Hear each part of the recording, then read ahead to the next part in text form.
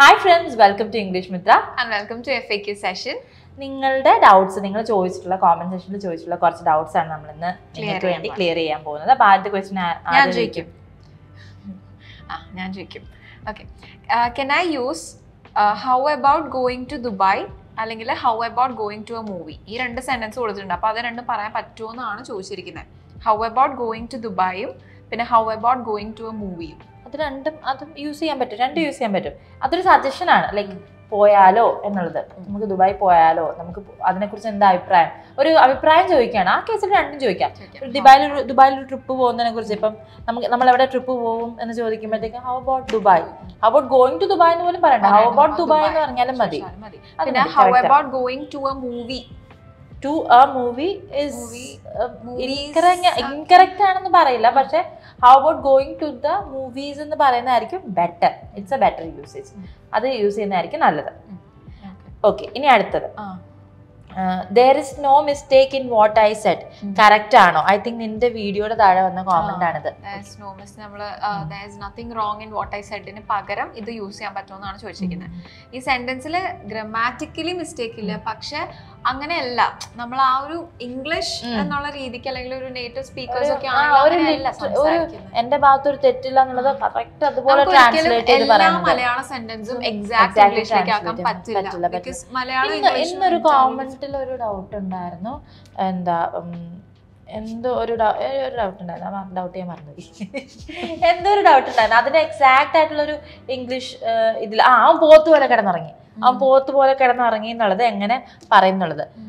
He slept like a log. പക്ഷെ പോത്ത് എന്ന് പറയുന്നത് പോത്തിന് എക്സാക്ട് ഉണ്ട്, പക്ഷെ he slept like a buffalo എന്നൊക്കെ പറഞ്ഞാൽ it doesn't make any sense when you speak to a native. It doesn't make any sense. പക്ഷെ അവർ യൂസ് ചെയ്യുന്നത് he slept like a dog, അതായത് തടി വെട്ടിയിട്ടതുപോലെ കിടന്നിറങ്ങി എന്നുള്ള രീതിയിൽ. he slept like a buffalo എന്നൊന്നും ആരും പറയത്തില്ല. So there is no exact meaning for some sentences and words. ചില ശൈലികൾക്ക് അത് എക്സാക്ട്ലി നമുക്ക് ഇംഗ്ലീഷിൽ പറഞ്ഞാലും it's very artificial അല്ലേ, ഭയങ്കര ആർട്ടിഫിഷ്യൽ ആയിട്ട് തോന്നും. It's always better to say that there is no mistake, there is nothing wrong with what I said. അതായിരിക്കും കറക്റ്റ്, കുറച്ചും കൂടെ നല്ല ഫ്രേസ്, ബെറ്റർ ആയിട്ടുള്ളത്. ഇനി അടുത്തത്, why didn't you attend my call 2 times? Correct ആണോ? ഇതുപോലെ തന്നെ കറക്റ്റ് ആണോ വെച്ചാൽ കറക്റ്റ് ആണ്, പക്ഷെ ഇറ്റ്സ് വെരി ആർട്ടിഫിഷ്യൽ. 2 times ഒന്നും ആരും പറയില്ല. ട്വൈസ് ഒരു തവണ ആണെങ്കിൽ once, രണ്ട് തവണ ആണെങ്കിൽ twice, thrice, multiple times, അങ്ങനെ ബാക്കി multiple times യൂസ് ചെയ്യണോ?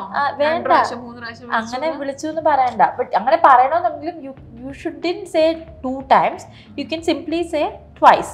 എത്ര പ്രാവശ്യം വിളിച്ചു എന്നൊക്കെ ചോദിക്കുകയാണെങ്കിൽ പറയാം. അതെ, ആ കേസിൽ ആ ഒരു കേസിൽ പറയാം. അതിന്റെ കൂടെ വെറുതെ ലൈക്ക് 2 times ഒന്നും ആഡ് ചെയ്യണ്ട, ട്വൈസ് എന്ന് ആഡ് ചെയ്താൽ മതി കേട്ടോ. once, twice, thrice അതൊക്കെ. ഇനി ഞാനാണോ, അൺസ്പെസിഫൈഡ് ടൈം മെൻഷൻ ചെയ്യാതെ പ്രസന്റ് പെർഫെക്റ്റ് ടെൻസ് യൂസ് ചെയ്യാമോ? അൺസ്പെസിഫൈഡ് ടൈം പറയാൻ വേണ്ടിയിട്ടാണ് നമ്മൾ പ്രസന്റ് പെർഫെക്റ്റ് ടെൻസ് യൂസ് ചെയ്യുന്നത്. സ്പെസിഫൈഡ് അല്ല ടൈം. ഈ അൺസ്പെസിഫൈഡ് ടൈം എന്ന് പറയുന്നത് ഡൗട്ട് ചോദിച്ച ആൾ ഉദ്ദേശിച്ചിരിക്കുന്നത് എന്താ, I have called him once, I have called him sometimes before. ഇതൊക്കെയാണ് ഈ അൺസ്പെസിഫൈഡ് ടൈം. സ്പോക്കൺ ഇംഗ്ലീഷിൽ നമ്മൾ അത് മെൻഷൻ ചെയ്യണമെന്ന് യാതൊരു നിർബന്ധമില്ല. അങ്ങനെ നോക്കുവാണെങ്കിൽ past tense you'll have to give a specified time. Like for example, I completed my work yesterday. പക്ഷെ നമ്മൾ അങ്ങനെ പറയണം, I completed my work അങ്ങനെ പറയാറുള്ളൂ. സ്പോക്കൺ ഇംഗ്ലീഷിൽ അങ്ങനെ നമ്മൾ ഇത് നോക്കാറില്ല, ടൈമിന്റെ കേസിൽ അങ്ങനെ നോക്കാറില്ല. ഇനി അടുത്ത തരാം ഞാൻ. ഇനി I make him clarify you അല്ലെങ്കിൽ I get him to clarify you എന്ന് വെച്ചാൽ നമ്മൾ മുന്നേ ചെയ്തിട്ടുള്ള ഒരു വീഡിയോ ഉണ്ടായിരുന്നു, ഞാൻ അദ്ദേഹത്തെ കൊണ്ട് നിങ്ങളോട് സംസാരിപ്പിക്കാം.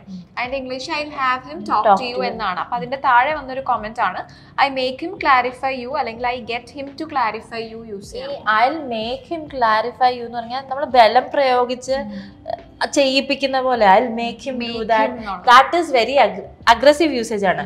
ഇപ്പൊ നമ്മൾ സംസാരിക്കാന്നാ പറയുന്നത്. അപ്പം ക്ലാരിഫൈ എന്ന് വെച്ചാൽ എന്താ, ക്ലിയർ ആക്കുക. എന്തെങ്കിലും ഒരു ഡൗട്ട് ഉണ്ടെങ്കിൽ അത് ക്ലിയർ ചെയ്യുക എന്നുള്ള അർത്ഥത്തിലാണ്. ഇവിടെ ക്ലാരിഫൈ യൂസ് ചെയ്യേണ്ട ആവശ്യമില്ല. ചില ആളുകൾ സംസാരിക്കുന്നത് ശ്രദ്ധിച്ചിട്ടുണ്ടോ, അൺനെസസറി ആയിട്ട് കോംപ്ലിക്കേറ്റഡ് വേർഡ്സ് യൂസ് ചെയ്യും, അൺനെസസറി ആയിട്ട് ഇഡിയംസ് യൂസ് ചെയ്യും. ഒരു സെൻറ്റൻസിൽ തന്നെ 2 ഇഡിയംസ് ഒക്കെ യൂസ് ചെയ്യും. ആരും അങ്ങനെ സംസാരിക്കാറില്ല. If you take a look at speeches given by people, celebrities or people or like Obama, അതുപോലത്തെ ആളുകൾ സ്പീച്ചസ് എടുത്ത് നോക്കുകയാണെങ്കിൽ they use very simple English. അല്ലാത്ത കുറച്ച് വാക്കുകൾ, everyone is aiming to become Shashi Tharoor, I guess. Nobody speaks like that. Even Shashi Tharoor ആണെങ്കിൽ പോലും പുള്ളിയുടെ സ്പീച്ചസിൽ നോക്കുകയാണെങ്കിലും he doesn't deliberately use these words. When he needs to show off, I mean, in the sense, in a good way. ആ സമയത്ത് മാത്രമാണ് പുള്ളി use ചെയ്യുന്നത്. അറിയാം, ഫ്ലുവന്റ് ആണ്. അതെ. അപ്പൊ ഈ ക്ലാരിഫൈ എന്നുള്ള വാക്ക് വെറുതെ യൂസ് ചെയ്യേണ്ട ആവശ്യമില്ല. Clarify means to clear something, ഡൗട്ടോ അങ്ങനെ എന്തെങ്കിലും. So here I make him എന്ന് പറഞ്ഞാൽ യു ആർ ഫോഴ്സിങ് സംവൺ. അത് ഇവിടെ പറയില്ല. ഐ ഗെറ്റ് ഹിം ടു, അത് പറയാൻ പറ്റില്ല, അതും പറയാൻ പറ്റില്ല.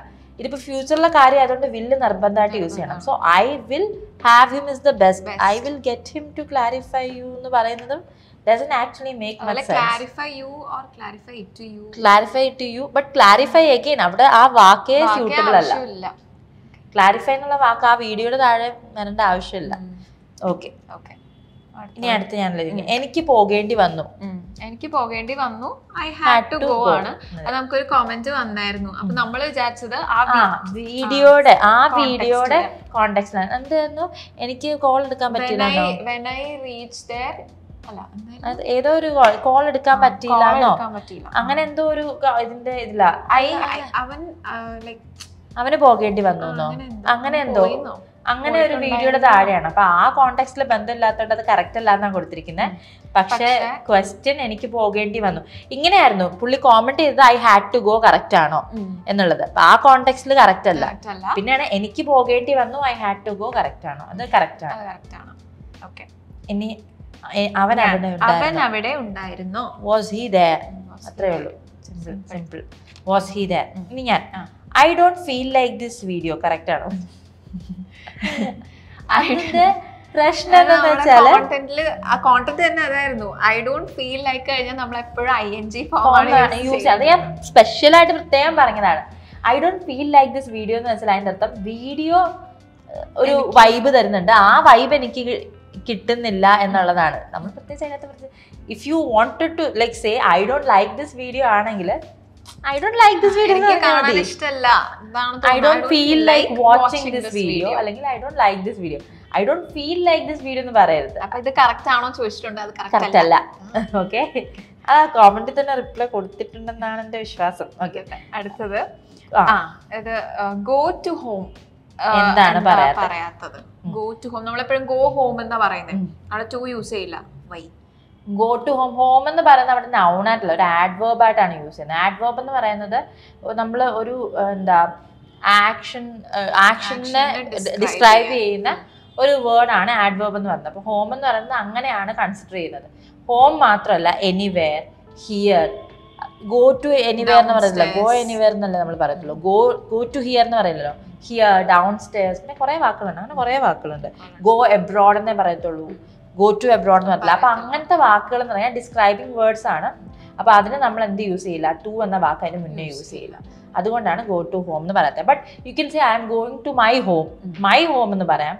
മൈ ഹോമിന്റെ കൂടെ ടു ചേർക്കാം, ഹിസ് ഹോം, ദെയർ ഹോം, അങ്ങനെയൊക്കെ പറയാം. പക്ഷെ ഗോ ടു ഹോം എന്ന് പറയാൻ പറ്റില്ല, ബിക്കോസ് നൗൺ അല്ല. നൗൺ പ്ലേസ്, അത് ആക്ച്വലി ഒരു പ്ലേസ് ആയിട്ടല്ല കൺസിഡർ ചെയ്യുന്നത്. അതുകൊണ്ടാണ് പ്ലേസ് ആണെങ്കിൽ ടു യൂസ് ചെയ്യാം. ഹോം ആയതുകൊണ്ടാണ് ഇംഗ്ലീഷിൽ അങ്ങനെ കുറെ എക്സെപ്ഷൻസ്, അങ്ങനെ കുറെ എക്സെപ്ഷൻ. ഇതൊക്കെ ഇങ്ങനെ ചെയ്യാം, പക്ഷേ ഇവിടെ ഇങ്ങനെ ഒരു സംഭവം ഉണ്ടാവും. അങ്ങനെ എക്സെപ്ഷൻ ആയിട്ടുള്ള കുറെ സാധനങ്ങൾ. അതെ, മറ്റേ silent letters doesn't make any sense, right? KNOW, know, knowledge, knife, അങ്ങനെ കുറെ എക്സെപ്ഷൻസ് ഉണ്ട്. അപ്പം English is a complicated language, ഭയങ്കര കോംപ്ലിക്കേറ്റഡ് ആണ്. മറ്റൊരു വീഡിയോ കണ്ടിട്ടുണ്ടോ? I dance, hundreds and thousands of people dance, but he dances. അവൻ എന്താ എക്സ്ട്രാ ചെയ്യുന്നതെന്ന്. So English is A very complicated. വേറെ ഒരു ട്രോൾ മറ്റേ ഫൈൻ, ഐ ആം ഫൈൻ. അല്ല, അത് വേറെ പോയി, എங்கയോ പോയിട്ട്. അപ്പൊ അത് വിട്. ഓക്കെ, ശരി എന്നാ. അപ്പം അത്രയേ ഉള്ളൂ ക്വസ്റ്റ്യൻസ്. ആൻഡ് ക്വസ്റ്റ്യൻ സെൻഡ് ചെയ്യാല്ലേ? അതാ നല്ലത്. അത്രേ ഉള്ളൂ. ഓക്കെ, അപ്പോൾ ഇനി നിങ്ങൾക്ക് ഇതുപോലത്തെ എന്തെങ്കിലും ഡൗട്ട്സ് ഉണ്ടെങ്കിൽ അത് എത്ര സിമ്പിൾ ആണെങ്കിലും എത്ര ഡിഫിക്കൽട്ട് ആണെങ്കിലും please feel free to post it in the comment section. അത് യൂട്യൂബോ ഇൻസ്റ്റാഗ്രാമോ ഫേസ്ബുക്കോ ഞങ്ങൾ ഉറപ്പായിട്ട് അത് ക്ലിയർ ചെയ്ത് തരുന്നതായിരിക്കും. ഇതുപോലെ വീഡിയോസിൽ നമുക്ക് പ്രസന്റ് ചെയ്യാം. ആൻഡ് ഈ വീഡിയോ ഇഷ്ടപ്പെട്ടെങ്കിൽ ലൈക്ക് ചെയ്യുക, ഷെയർ ചെയ്യുക, സബ്സ്ക്രൈബ് ചെയ്യുക, ചാനൽ ഫോളോ ചെയ്യുക, ഷെയർ ചെയ്യുക, മാക്സിമം ഷെയർ ചെയ്യുക, ഫോളോ ചെയ്യുക. അതുപോലെ തന്നെ ഇംഗ്ലീഷ് പഠിക്കാൻ വേണ്ടിയിട്ടാണ് ഈ വീഡിയോസ് നിങ്ങൾ കാണുന്നതെങ്കിൽ നമുക്ക് ഉറപ്പായിട്ടും കുറച്ച് കാര്യങ്ങളൊക്കെ പഠിക്കാൻ പറ്റും. പക്ഷെ സംസാരിക്കാൻ പഠിക്കണമെങ്കിൽ അത് സംസാരിച്ച് പ്രാക്ടീസ് ചെയ്ത് തന്നെ പഠിക്കണം. അപ്പോൾ അതിന് വേണ്ടിയിട്ടുള്ള കോഴ്സസാണ് നമ്മൾ ഇംഗ്ലീഷ് മിത്രയിൽ പ്രൊവൈഡ് ചെയ്യുന്നത്. കോഴ്സിൻ്റെ ഡീറ്റെയിൽസ് അറിയാൻ വേണ്ടിയിട്ടും അഡ്മിഷൻ എടുക്കാൻ വേണ്ടിയിട്ടും നിങ്ങൾക്ക് താഴെ കൊടുത്തിരിക്കുന്ന ലിങ്കിൽ ക്ലിക്ക് ചെയ്യാം, അല്ലെങ്കിൽ നിങ്ങൾക്ക് ബയോയിൽ കൊടുത്തിരിക്കുന്ന നമ്പറിൽ കോൺടാക്ട് ചെയ്യാം. എൻ്റെ കോഴ്സിൻ്റെ ഡീറ്റെയിൽസ് എല്ലാം കറക്റ്റായിട്ട് മനസ്സിലായി. നിങ്ങളുടെ പ്രശ്നങ്ങൾ അവരുമായിട്ട് ഡിസ്കസ് ചെയ്ത് നിങ്ങൾക്ക് പറ്റുന്ന ഒരു കോഴ്സ് സെലക്ട് ചെയ്യുക. നിങ്ങൾക്ക് പറ്റുന്ന ഒരു കോഴ്സാണെന്ന് തോന്നുന്നു മാത്രം അഡ്മിഷൻ എടുക്കുക. അപ്പോൾ മറ്റൊരു ഇൻട്രസ്റ്റിംഗ് ഇൻഫോർമേറ്റീവ് വീഡിയോയിൽ കാണുന്നത് വരെ this is Revathi Krishnan, this is Krishna, signing off from English Mithra. English Mithra. Stop worrying, start learning.